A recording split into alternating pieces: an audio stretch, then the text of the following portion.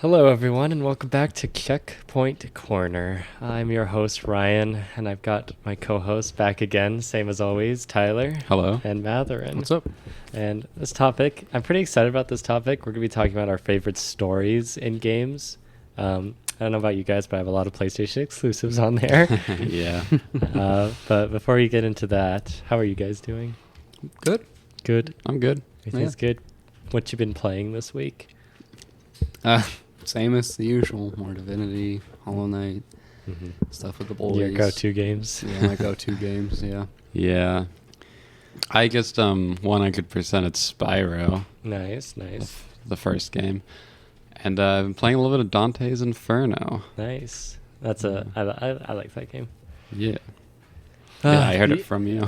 Yeah, it's on Game Pass. Speaking of 100%ing games, this week I platinumed Bloodborne. Ooh, nice. It was fun. I really love that game. I genuinely think it's one of the greatest games ever made, and I'm glad I platinumed it. Yeah. And then I was playing something else. Oh yeah, I bought Demon's Souls like today actually and played a little bit. So that's what I'll be playing going into next week.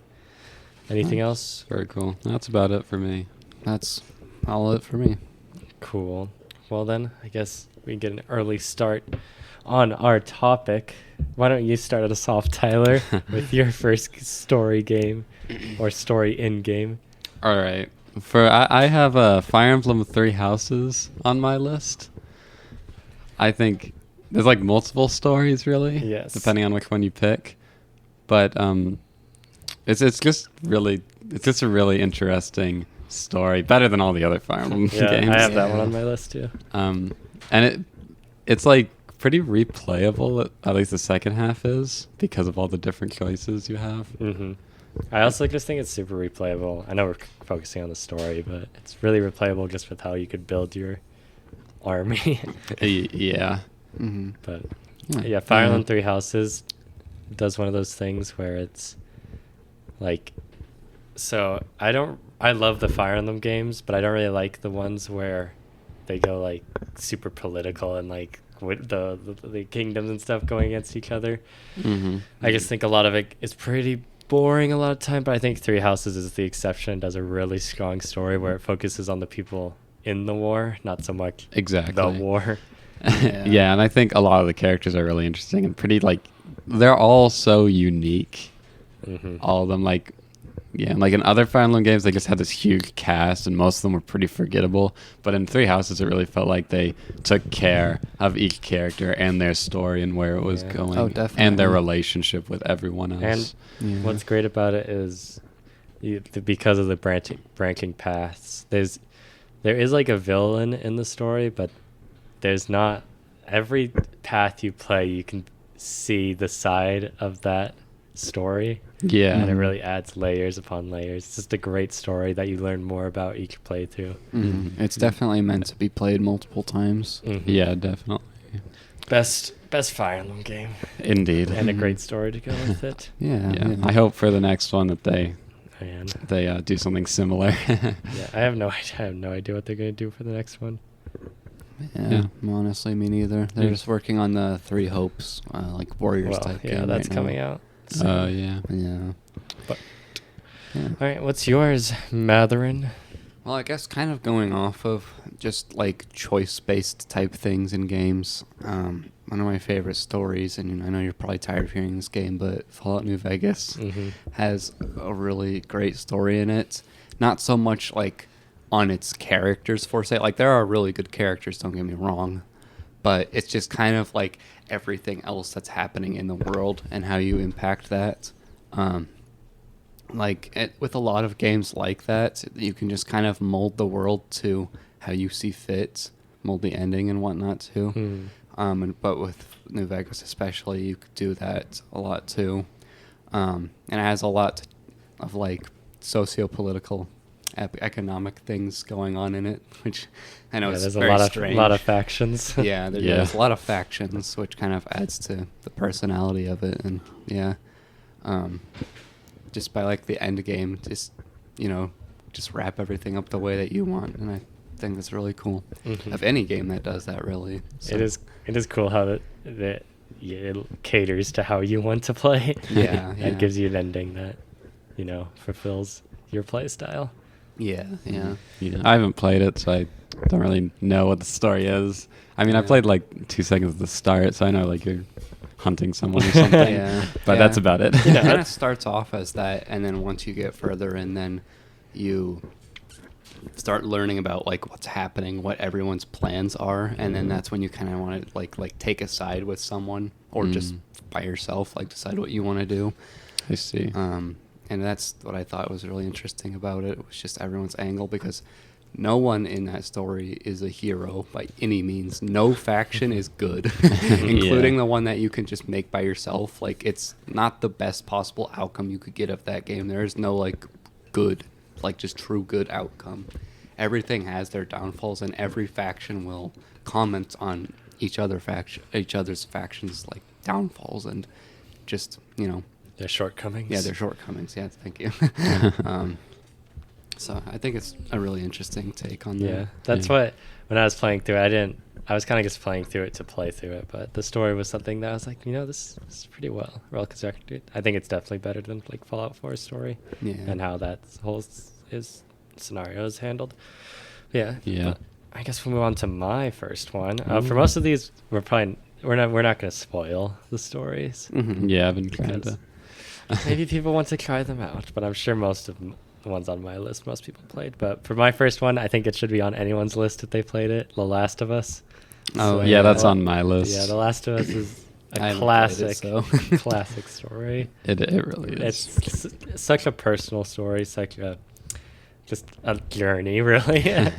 I wish I could say the same for the sequel. I'm not the biggest fan of where they took the direction they went into. I've not played the sequel.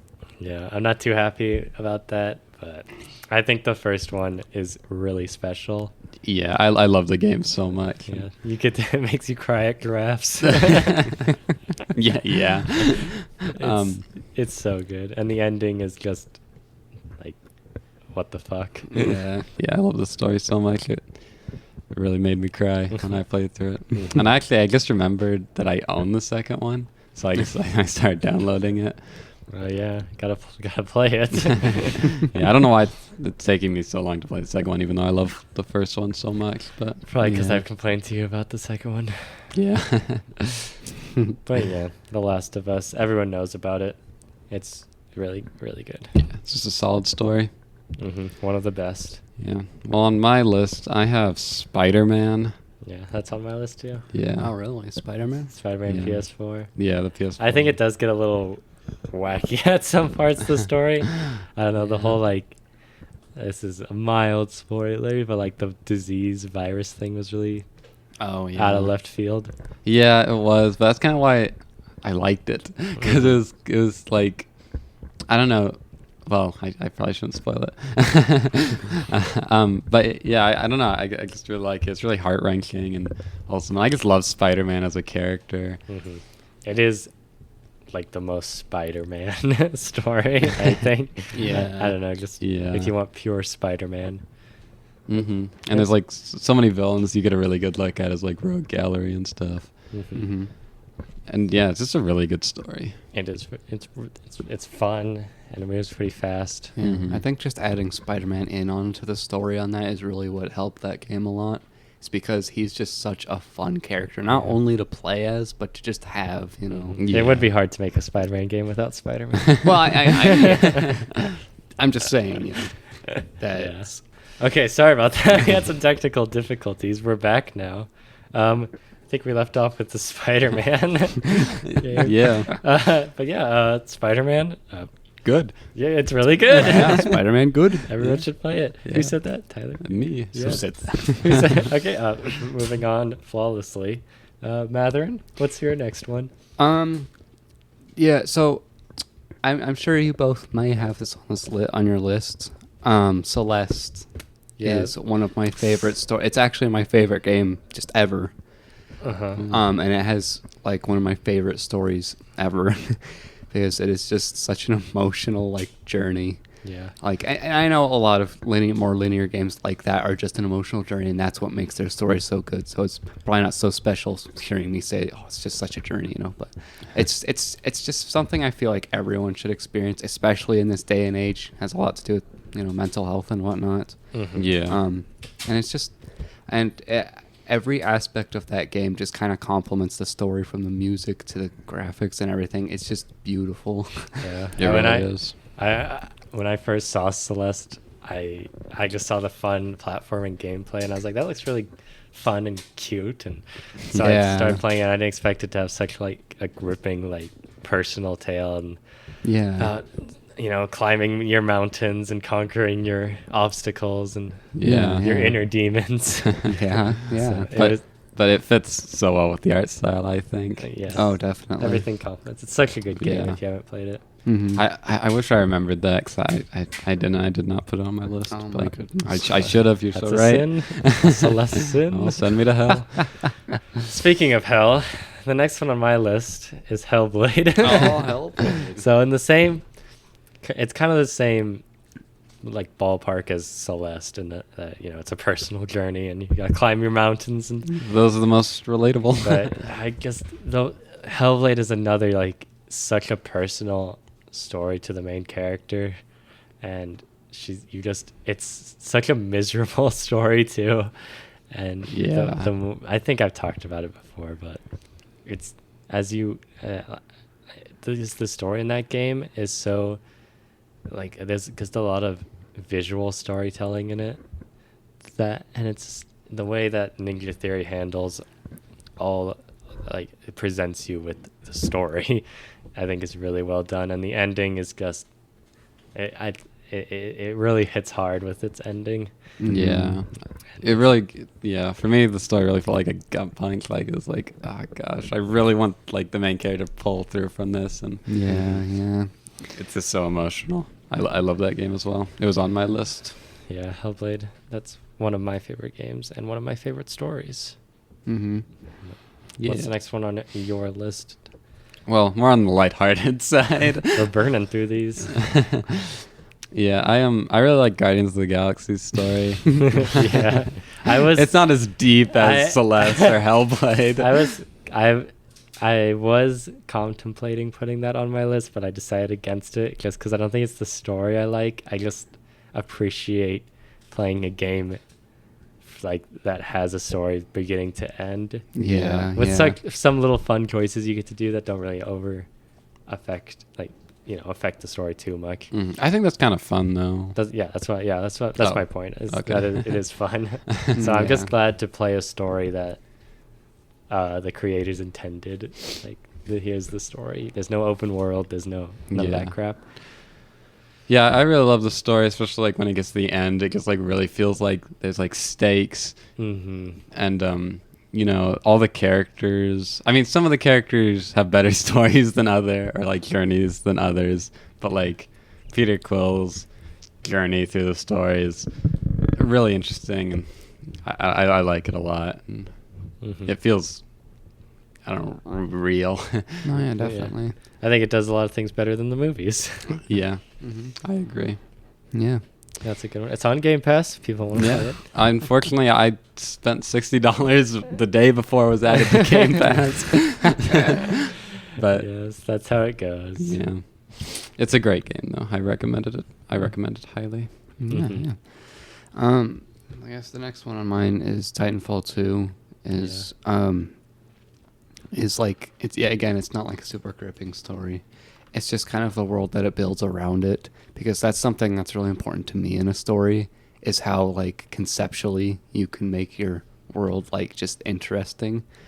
And usually, like, this technological thing, like, in the future stuff, like, in the nearby future, is just not super interesting to me. But Titanfall 2 did a really good job in pulling me in, and also making me very attached to robots. With like BT, just the way that they wrote him, and Jack Cooper's lines were like really good.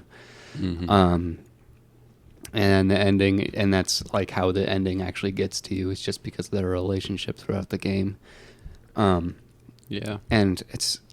I'm sure Liam would very much agree with me on this, is that just like how its world has been expanded throughout even today through like Apex and whatnot, it's always just interesting to see like where things are going, and like in every aspect, like politically or just like what they're doing, what every character's doing and whatnot. And it's a very cool world. Yeah. And I hope they expand on it. Yeah. More like other than Apex, I kind of want to see another side of the world. Oh, definitely. Yeah, me too. And I want to see, like, because this did so well, I feel like, or maybe it didn't do so too well. I don't really know, but Titanfall 2 didn't do that great. Yeah.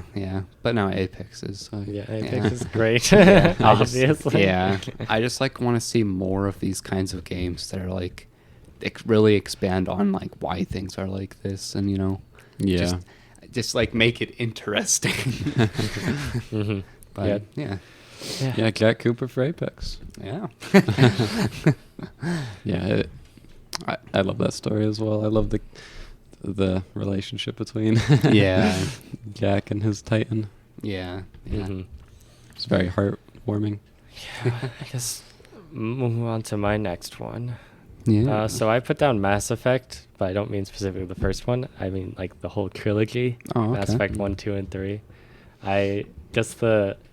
It's really cool playing a game and then being able to carry over the story from the first game to the second game, carry over that story from the second game to the third game, because you are making choices throughout the game, all of the games, and you're affecting the world. And the story is super interesting. I think 2 is especially the strongest in the story aspect. 1 gets pretty interesting towards the end, but 2, it was when I was like, okay, I understand why these games are so well regarded. And the story's just BioWare's. I think that was like their golden egg was when they made those Mass Effect games, because those were really, the story in those games are really good. I love all the side characters are super interesting. I didn't get it too into the side characters. I just wanted to kind of experience the main story, but there are it's a nice diverse group you get. And you do get attached to them, and there's triumph and tragedy, and the choices actually matter, and then they carry over from one game to the next. That's cool. And your avatar feels like a character that exists in this world. And I always appreciate that. That's always a huge thing in games, especially single player games, is like making your avatar feel like a character and not just some meat puppet that you kind of guide around the game. I feel like a lot of games, like that's the like weakest part, is that like a lot of times you just feel like an avatar and you're not really a character. That's how I think Fire Emblem Three Houses has a little bit of that issue. Where Byleth can just kind of feel like but I think Fire Emblem games have that. I think Three Houses like it's not really like you're not really the main character. That's why I think they use their avatar, because Fire Emblem's, when they have the avatar character, it's best when it's not the main character. Exactly. Robin wasn't the main character of Awakening. And then, but when they did Corrin, oh my god, Corrin, they probably shouldn't have done that. He like literally could have been deleted from the game. It would have changed. He was just a piece of cardboard that existed. Yeah, he really was. Yeah. Oh my god. Yeah. But I think getting if you're doing a RPG like that where you do want to tell a story, getting your main character to feel like a part of the story and a character is really important, and I think BioWare does that really well, or used to at least. It's also really difficult too, because if it is a choice-based game, then it's harder for it just might seem harder for that character to just like make those choices out of the blue. But at the same time, it's you can also kind of build your character what you want it to be through their choices and whatnot. And I think, sorry to cut you off. Oh no, you're fine. I was gonna say, I think everyone playing those types of games wrong. Everyone picks what they would use in that scenario, but I think, I don't know. I think, well, I shouldn't say they're playing it wrong because it's a game. But I think it's kind of fun if you like create your own character with like his own backstory. I mean, I don't really play those kind of games. And like play the game like how they would. Like that's how I was trying to play Outer World. Is like I tried to create like a character Yeah. and then go through of what those choices would be. But it's however you want to play it. Yeah, It's yeah. not- Everyone wants to be nice. yeah. That's a big problem too. It's just like differentiating between the nice and the not nice choices. There's like sometimes there are literally just good, like black and white, just good and bad choices. Mhm. And I feel like making choices in games a lot more vague and just like have their own consequences, makes it a Yeah. lot more interesting. Yeah. But yeah, there's like a lot of games that usually kind of stray from the more linear story path that go into more like choice oriented, but there's only like really two choices, even if it seems like there's more. And it's just kind of Yeah. Yeah. But, Yeah, Mass Effect's one of mine. I'll also throw in like Dragon Age. I'm sure is like BioWare. That's another BioWare game that I think is good. But like I only played Inquisition, and that was pretty fun. That was another game that's really good about making your character actually feel like a character. Yeah, I like the concept of that game. I have it downloaded. Yeah. I haven't played it yet. The story itself's kind of like generic fantasy. I didn't get too much out of it, but apparently I think Origins is like the good story. But I'll try it eventually. It's on Yeah. Game Pass. Yeah. So my next one is God of War. Yeah. The PS4 version. PS4 Oh one. my gosh, specifically. yeah. Specifically. Yeah, that's one of mine. It's like the It's- prime example. Sorry, not to cut you off. No, it's go like- ahead. It's like the prime example of just a super linear, cinematic kind of video game story, Yeah. which like video games can definitely do, even though they have the options to go any way with their story, because the player's in control. But obviously, God of War does it so well. Yeah. That it like shows other linear games that are kind of lacking that they could do so much better. Yeah, God of War is like such a good story. Where like when I was playing, like there is an open world, kind of like there are branching paths, And but like side quests and and stuff. side quests. But the story was so good that I was like, I just want to see how this ends, and like I want to get go through this. Yeah. I didn't really explore anything else other than the story, but it was just so good. Yeah. And it's also just like a simple story set in like this magical world where Yeah. you're just trying to get from point A to point B. You just Mhm. kind of spread some ashes. That's Yeah, it. yeah. Yeah. It's very simple, and all this stuff kind of comes out to you, revealing the story about the world, but not like directly affecting your story per Yeah, se. the goal is always the same. Yeah. But like you learn more and more about this world, and Yeah. I just think it's so good at world building and Oh my crafting. gosh, yeah. I mean, I never played any of the original God of Wars, but those are like set in Like Greek Yeah. Greek mythology. This is in Norse mythology, Yeah. and I just find that a little bit more interesting, Norse mythology. But it's just such a interesting world, and I Yeah. I love it so much. I think what it really comes down, I like The Last of Us. It's like this big world with there's a lot of stuff going on in the world, but really what it boils down to is two people, and in this it's a boy and his dad. Yeah. And while they're going out, they're really learning about each other, and that's what makes it special. Is Yeah. because they don't really know each other until they go on this journey, and they learn more about each other. And what's most impressive to me is Kratos is a terrible person. He's Yeah. awful. If you play the first 3 games, he's the worst. Like he shouldn't be a hero. And then this game, they're like, how do we use that for this character? And they the way they build on that and Kratos' past Yeah. is so good, but it's not. They don't dwell on it too much. Where if you're a newcomer and you play this game, you'll be like, I'm lost. I don't know what's going on. Yeah. You'll just get more out of it if you've played the original games. Yeah. But Yeah. I'm really excited for Ragnarok. Oh my gosh, yeah. But Yeah. that is one of my favorite game stories. I think that's might be my favorite story to play. It's just that God of War game. It's definitely mine. Mm-hmm. It's just like a special journey. A special journey. And A special journey. Yeah. Yeah. Because like you said, Kratos is not a good guy at all, but you really want him.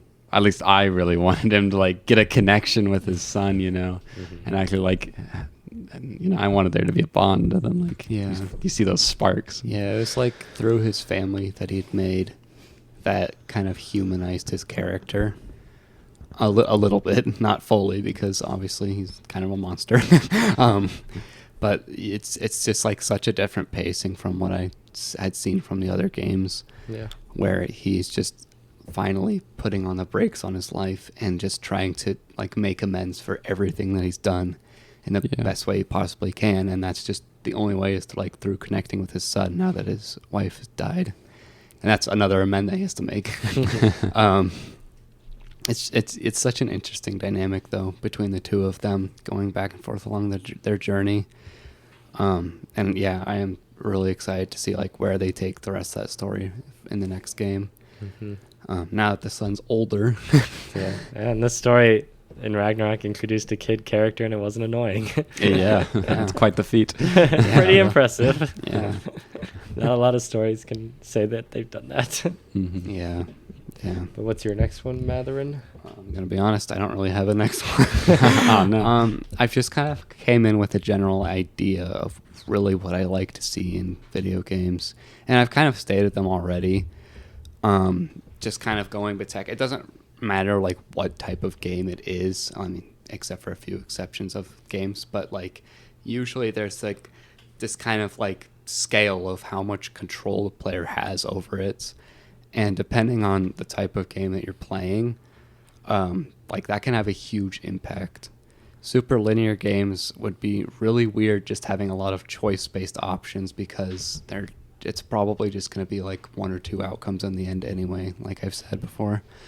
But ones where you can like explore and affect things are all around you, like it's kind of like necessary, I feel like, if they have more choice-based decision things in it, so that you feel more inclusive to this world, not just like you're placed in it and everything's just kind of there and you can't really do anything to it because characters have impacts on things, so your character should too.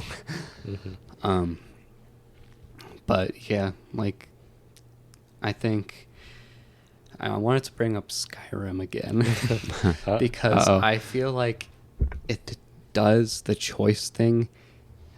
It like when it does it all right, but it barely does it. And I feel like that's what it suffers from a lot of the time in the story. Not to mention that the story itself is just not the greatest, but I feel like it could have done so much better if it had more of that in it, if that makes sense, Yeah. Yeah. I mean, we're gonna repeat some of the stuff we've already gone over, but I mean, obviously Skyrim's not like Mass Effect or the BioWare games where you make all these choices and then it affects the outcome. Like the story's A to B. There's no branching paths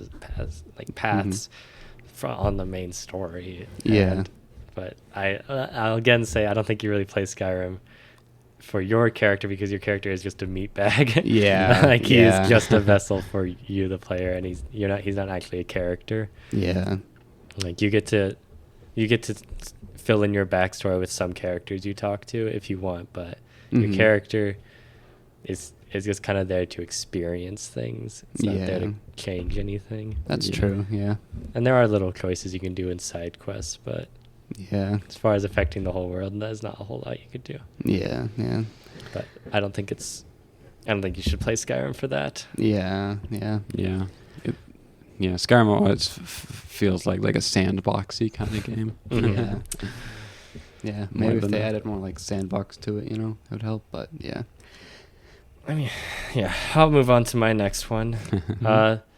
This is one of the greatest survival horror stories of all time, Silent Hill 2. Oh, yeah. So this is a really popular one. I know you guys haven't played Silent Hill at all, but 2 is really good, and it does what all horror games should do, and horror stories in general, where the horror is coming from, like, the horror represents the protagonist's like struggles, their psyche, their past trauma, and the second one's kind of disconnected from the 1 and 3. Like 1 and 3 kind of like those are kind of like sequels to each other. The second one kind of stands by itself, and just the twists in that game's the meaning that one has the way the story unfolds at the end, and there are different endings to this game depending on what you collect and what you do, but it's really up to your own interpretation on a lot of it. But there is a really like just the way the story unfolds at the end, it's like eye-opening, and it makes you look back at the rest of the game with like and kind of you feel kind of betrayed a little bit. But I can't say too much because you guys haven't played it. And I can't I can't say much about the game because I haven't played it. I've only like seen you play it a bit. That's about it though. So yeah, me neither. But I don't think even the movies don't even follow the story, but I haven't seen the movies. Yeah. They follow 1 and 3, I think. What's the next one on your list, Tyler? Oh, let me unlock my phone here. I have Resident Evil Village. Okay, I was going to put that on, but I didn't. Just because I think it's a fun game, don't get me wrong, but the story is just kind of goofy. It is very goofy. But like the main characters like just struggle, and like his like arc throughout 7 and Village, right? Yeah. You got it. Let's go. It's just super interesting to me, and it's just like this normal person thrown into this goofy world and wacky, and I think it's pretty entertaining seeing him get his hand chopped off and stuff like that. Like 10 times. Yeah, and him just being through all this pain, and then like, I don't know, it's really satisfying when he like comes out in the end. He comes out? Well, like he triumphs wins. it. Yeah. You know? Yeah. He completes his goal. Yeah. I think 8 is a really fun story, and I'm glad that but I don't know, there's just some things, especially with the beginning, that it feels very forced. Yeah. That's like, okay, this would have been handled a lot better if you guys just like had a conversation. Yeah. That's true. There is some things that kind of makes it like they have to force things to make you think a certain way. But once you kind of get past that part and you actually get to the village, I think the lore it sets up is really, really fun and fascinating. And I do love Resident Evil 8, but I didn't put it on my list just because I don't think the story is quite as tight, and it falls a little. I think I like 7's more. Yeah, 7 did a really good job with its tone. And just being like super creepy and just disgusting. Yeah. And it was like interesting to see where 8 took that, because it took it in a completely different direction, since those games are, tied together. I'm probably just going to say the same things about you about 7, but yeah, it's just nailed it on atmosphere and everything. Yeah, I chose 8 because over 7 because it was I liked the aspect of Ethan being thrown into like a bigger thing. Yeah. And then like just like Ethan's character through 8 was interesting. Like 7 was kind of his own contained story, and then it goes into 8 and it's wider, and it's just interesting to see how Ethan deals with this. With Chris Redfield. Yeah. And I think Chris is pretty great. I do like Chris.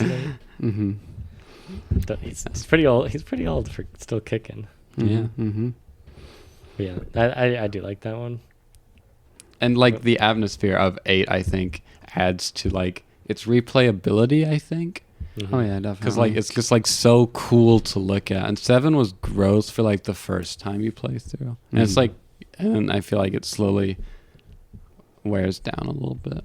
Well, I get you could say that about any survival horror game. Yeah.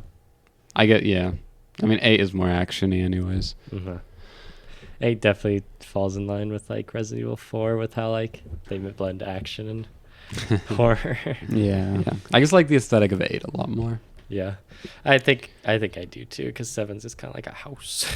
Yeah. But it, the bakers were fun, but I think I like 8 overall more. Just the story in 7 I think was better. Okay.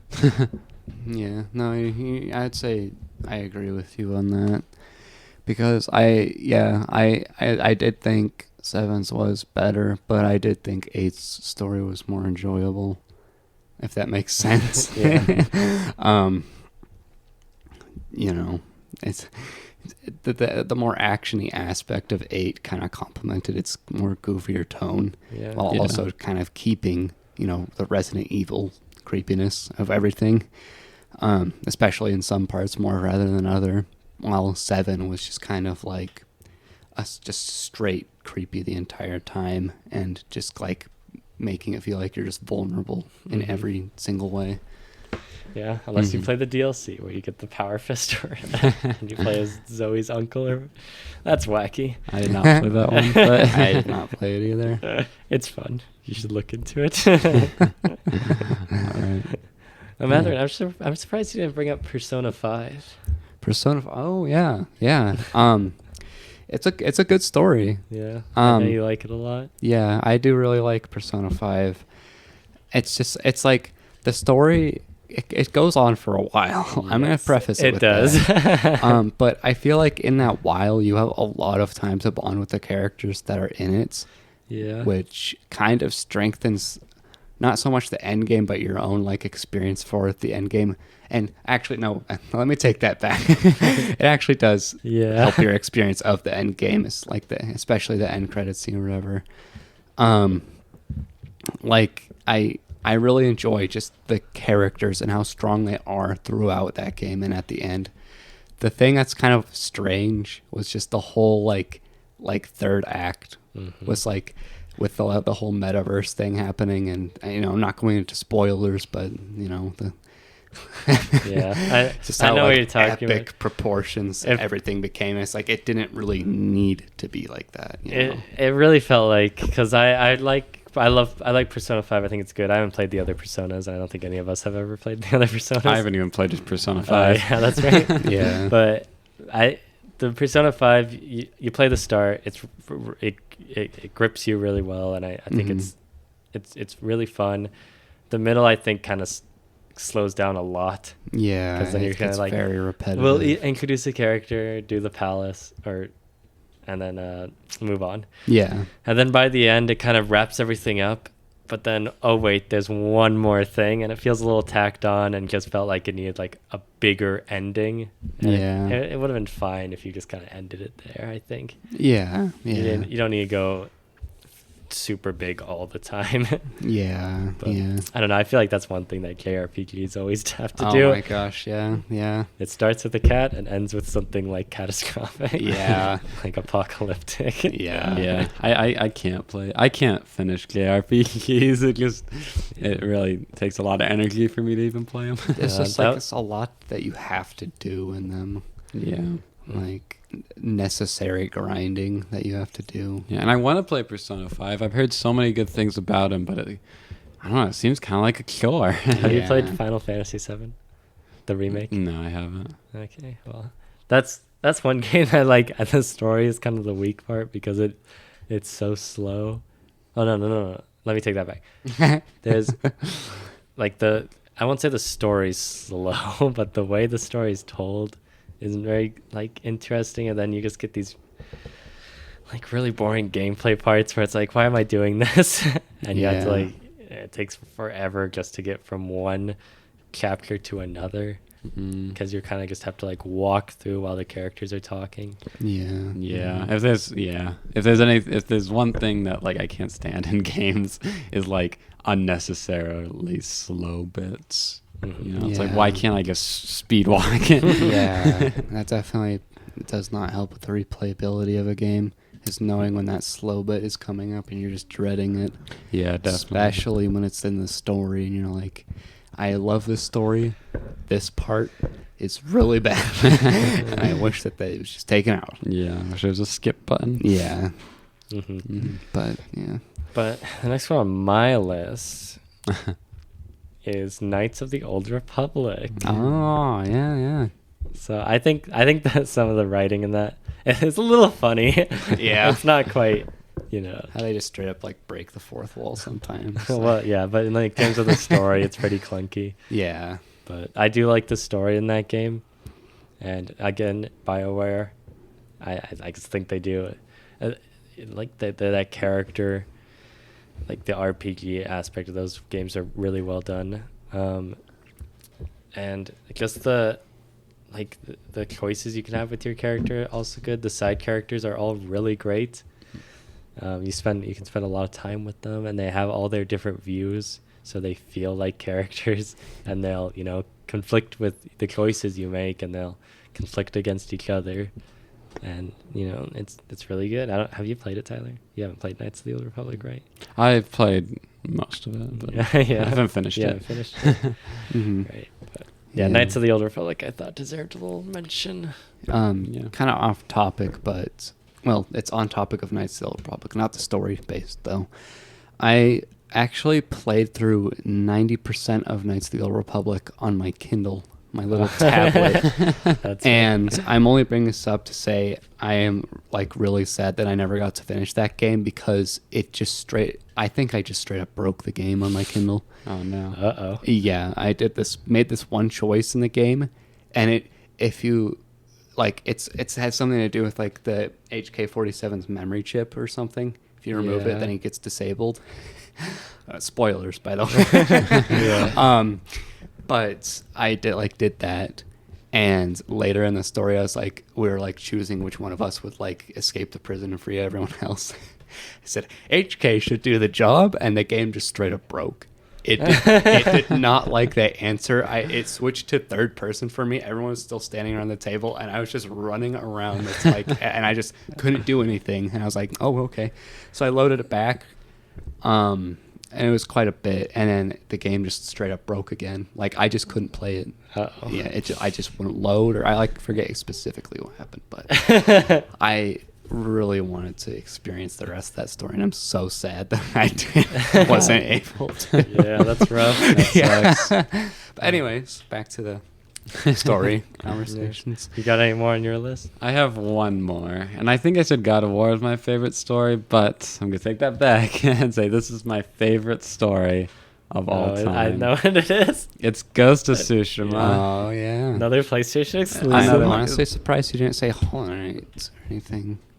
Hollow Knight's fine, but like you really have to delve deep to know what the story Yeah, is. So I I- don't think it counted. That was I almost put a Bloodborne on my list, but Yeah. the story is kind of just like it takes a back seat to the gameplay. That's not to cut you off or anything, but that's something I wanted to mention too, was Souls type games like that. Their strength for their story is that it's told throughout, like not through dialogue or characters, but everything else, like just Yeah, the the world. world. And it's like that makes for such a good story sometimes, like in Bloodborne, in Dark Souls, in Hollow Knight. Yeah. They make such a good story that way. Yeah. That I feel like it's like created its own kind of like story genre. Yeah. Yeah. Environmental storytelling. It is a very Yeah. compelling way to tell a story when it's done right. I appreciate it though, because if you come for the gameplay and you're like, okay, I don't have to get through like a boring story, but if I am interested in it, I could figure it out myself. Yeah. Definitely, it caters to that type of You come game for the style. gameplay, you stay for the story. Yeah. Or For to the figure out the environmental story. To figure Yeah. out the But story. yeah, anyways, let's get back Yeah, to back to Ghost of Tsushima. Ghost of Yeah. Sushi. Ghost of Sushi. It's Ghost of one of my Sushi. favorite games of all time. It's like an interesting game, and I'll just be randomly sitting there and I'll think about like, man, that was a good story. Yeah, Like yeah. just the way it deals with like the main character's struggle of like honor Mhm. versus just trying to survive. Really, Yeah. it's super compelling, and I really didn't expect the story to like go that way. Oh yeah. Like I was expecting it to be more like him trying to keep his honor, Yeah. but then like you gotta do what you gotta do to yeah, survive. you gotta do it. And I just find that super compelling and really Yeah. interesting. It's like the aspect of change and how Mhm. people like cope with it. You know, like there's some people like what was the girl's name? Yuna? Yuna, yeah. And minor spoilers, but they who was like, yeah, you have to do this so that we can survive. Yeah, survivor. Yeah, and then there was like his uncle was like, no, we have to keep our honor. Like, there's no way that we can change. Yeah. And stuff. And he's just kind of been balancing this, and then at the end, he's like, no, we need to change to live, Well, because it's kind of like necessary, you know. Mm-hmm. What were we gonna say though? Sorry. I'm shocked because it's made by Sucker Punch, Yeah. who made the Infamous games, and I kind of wish they did something like. So the big part of the story is like the kind of the main conflict between the uncle and yourself is you. So yeah, like, are you gonna defeat your enemy? You need to defeat your enemy head on. You know, there's that respect, honor. You can't go around throwing poison blades into people. Yeah. That's no way to defeat an enemy. And I think it would have been interesting. I love the game. I think it's a masterpiece. But it would have been interesting if every time you come up to a camp, you can choose to like walk up, do the standoff, or you can sneak in. So, because Sucker Punch with Infamous, you know, there's the bad and good ending. Yeah. Well, I'm so surprised that they didn't go, let's make like you get the honor or like the assassin. Yeah. I thought that's something that they were going to do. And at the end, they give you a choice, but it doesn't like super tie into the whole, like, are you going to be honorable or dishonorable? Yeah. That choice is fine. It's an interesting choice that they threw in. But I don't know. I kind of like... I feel like this way, the way that they did it is more like... It's like a really strong story that they're just like pushing for. I'm just... It would have been interesting to be like, you could go... Because going the assassin way is a lot easier than just kind of walking up and facing them all by yourself. Oh, yeah, definitely. So it would have been interesting to see. And if they make a sequel, I would like to see this. Is just like, if you could walk up there and you get more honor points, and then you do the, throwing poison blades at people, you're gonna get a little dishonorable. Yeah, you're gonna get a little dishonorable. Get a little slap on the wrist from your uncle. It's like your uncle's face is in the corner. He gets more unhappy. He gets a little happier when you get through the standoffs. Yeah, it's an interesting mechanic. That would be a really interesting mechanic, and it's also something I was surprised they didn't implement. Yeah, it would have been interesting. And I think it could have worked, but I just think as is, the story is really strong, as is the characters and the world that it builds. Yeah. It is PlayStation exclusives, man. They got good stories. They do. Yeah. Even though they all are kind of like I didn't third person. Didn't mean to Wait, interrupt. everyone listen up. Madeline's talking. No, I didn't mean to. Everyone listen up. I didn't mean to interrupt you, and I just felt like you're going to start kind of wrapping things up, and I just wanted to mention that I actually do have one more game on my list that I just thought of. And it's kind of going back to when we're talking about environmental storytelling. I think indie games especially do, like, they just always have a unique story, but they do especially well on it too.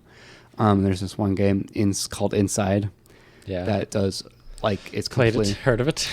That's like just completely environmental storytelling. There's no talking or anything the entire game. Inside and Limbo. And Limbo. And it's not even like as much of a story. Like, there's a story, yes, but there's also kind of just like the message behind that that's like very subtly put under everything that's happening that really strengthens it, and the feelings that you get when you're playing it, which is another strong point for stories, is to have just a really good message at them. A lot of the games that we've mentioned that are really good because they have that message that they're trying to portray, and I think that Inside does a really good job at doing that. I've only played Limbo. I played both, and I don't I've remember only which played is, Inside. Inside is the one with it's not like the black silhouette looking one. Limbo is the black. Limbo's the black one. That's right. Inside also turns really creepy at the end. I mean, they're both pretty creepy, but I think that's one. Like, Little Nightmares also does a good story through environment. I think that's one. There's this one indie game, Oxenfree. I really like the story on that. I also think we mentioned it maybe last week or a couple weeks. Fury has like a good subtle story that's like kind of, here you go. This is the story. Yeah. But I have one more on my list actually. So Super Mario, one of the greatest stories. Oh, Just okay. Bowser, a forbidden love, a hero that needs to stop this bestiality from happening. Oh goodness. Yeah, Yeah, I mean, I guess Well, that is really what it deep. is. A brother that is not as good. Yeah. Hey, are you oh, gonna yeah. say something? No, it's the second son, so it's like, yeah. It's second son syndrome. The you know? brother is the second son. Yeah. No, you don't play Super Mario for the story. yeah. Stupid. It kind of like just it just has the basic like hero and villain story of saving a damsel in distress. It's what it needs to be. It's no Yeah. Sonic. Yeah. True. I don't know the story of Sonic. Eggman is a really complex character. Oh, definitely. Yeah, yep. Shadow is such. And there's a complex bunch we haven't mentioned that like obviously they're great story. Like Nier Automata, that's one I've played. Really Oh, great yeah, story. yeah, Even Nier uh-huh. 2. Nier, the first one, not Nier 2. Yeah. And then there's a bunch of others. Like we're sure Red Dead 2 is really great story. Can't get through the gameplay. Yeah, no, Witcher oh, yeah. 3, probably really good story. No, Can't get through all the side Okay. quests. Yeah. Dying Light has a really good story. Yeah, I like Dying Lights. I almost added that, but I chose against it because it really only grabbed me at the end. Really? Yeah. Yeah. I like the following DLC. Oh yeah. I haven't yeah. played that one. But Yeah. what was I? There was one I was gonna say. Looking at I your mean, game you collection. could play the narrative games like Detroit Become Human's pretty good. I think Oh, I kind yeah. of struggle through that though because it's like, you're watching a movie, a boring well, movie. no, not necessarily that, but because it's like cutting from scenario to scenario, and I know like they're all connected, but like at the start at least, because I haven't finished it, it's hard to just like grab it because like once you finish with that, then you're on to the next one, and then you go through that scenario, then the next one. I do appreciate that game. I respect Detroit, Yeah. but Yeah, you're more Beyond Two Souls kind of Yeah. guy. I have never finished that one either. Yeah, I want to put up an honorable mention for my brother, Liam, who has played this game, and I know me and Ryan have tried. Yakuza. Yeah, Yakuza Like a Dragon. Yeah. He's told me about the story and says that it's one of his favorite stories like ever, and that's really high praise coming from him. And the story itself does sound very interesting. So if you're looking for a good story game too, that might also be one. Yeah, there's a lot of gameplay though. It's a Yeah. JRP, or There's a lot of RPG. reading. Yeah. That's another big thing that kind of bogs down stories sometimes too. Is if there's so much story coming at you, so much reading and dialogue, it can really Yeah. bog it down. Like that's Yeah. something that was kind of in Cyberpunk because there's just so much stuff that they're explaining. You're like, okay, just let me focus. And if I want to focus on the specific part, then I will look into it. Yeah. Don't I'll shove hack it a into my computer and face. read it. All right, Yeah. leave me alone. Yeah. Just want to talk to Keanu Reeves. Yeah. Yeah, Yeah. yeah. I haven't finished a lot of games, but Cyberpunk. Yeah. I got to a part, and it seems like the story is going in a very interesting way. Oh yeah, definitely. But I'd yeah. say it has a very interesting story based on where it's like located and everything too. The world that it made. Yeah, it's an interesting concept, and I hope it's good when I play more of it. But Right. Yeah. Yeah. I mean, if the listeners have any stories that, I mean, obviously we didn't mention everyone. Half-Life 2 is probably a good story. Yeah, I'll give probably. this little honorable mention. I need to play the story myself, but I've only played a little bit and watched someone play it. Was Portal 2's got a pretty fun story. But yeah, if you've got any stories like that, let us know. And you could yell at us if you don't think the stories we picked aren't good. Yeah. But Yeah. before we end these off, we'll give a little recommendation. So it's Tyler's turn this week. It is. Tyler, what do you recommend? And if you say one of these games, No. I'll slap you. But No, you say- I wish I thought of this earlier so I could have put it on the list, but I thought of it mid-podcast.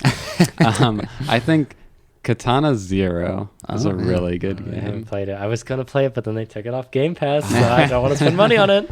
Yeah. I think it might be worth it. It's a very fast gameplay, it's a pretty short game. But like the story in it is also like really good and really interesting. Like it's really weird story, but it's very interesting and it's just a great game. And it's like a quick paced kind of. It almost feels arcadey because like if you get what Hades. You said Hades. arcade. He said arcade. Oh, arcade. Arcade. Oh, okay. Yeah, I'm sorry. Wow. Yeah, just putting words in your mouth. I've not played Hades. I'm sure that's great Really? too. But Katana Zero is an arcadey game where it's like if you get hit once, you die. Yeah. Like all the other enemies, like they only take one hit to kill, and when you die, it like loads back. It's a lot like Celeste, actually, gameplay wise. Interesting. Yeah. Fascinating. Yeah. That's my recommendation. Yeah. All right. It's a good Play it if you have the chance. Yeah. Maybe I'll look into it sometime. I think you'd really enjoy it. Yeah. That's what I hear, but I guess we'll wrap up this episode. Next week we probably won't do like worst stories ever, because like how do you even narrow that down? Yeah, Hellblade has a pretty bad story. I don't like in to my be like, opinion. I really hate this story. The only one I Yeah. could really think of is maybe I'll rip into like Last of Us 2, because like, Well, you've done that before. it's but like- I've done that before. Yeah, it's really hard to make a good and bad story. I feel like you can make a story very uninteresting, but it's hard to like make it like bad. And plus, if it's like, you can kind of forgive a bad story if the gameplay's fine. yeah. As long as like the story isn't like in your face, like you have to get through story sections. Like, Yeah. and I think that's like The Last of Us 2, where it's just, why isn't the story something different? Yeah. Yeah. But yeah, thanks for listening, everyone. We'll be back next week, same time. Katana Zero, that's your game recommendation It is. for the week. Yeah. Thanks again for listening. We have a email if you want to send us any of your thoughts or questions more directly, checkpointcornerpod@gmail.com. And we'll see you next week. Bye. See ya. Goodbye.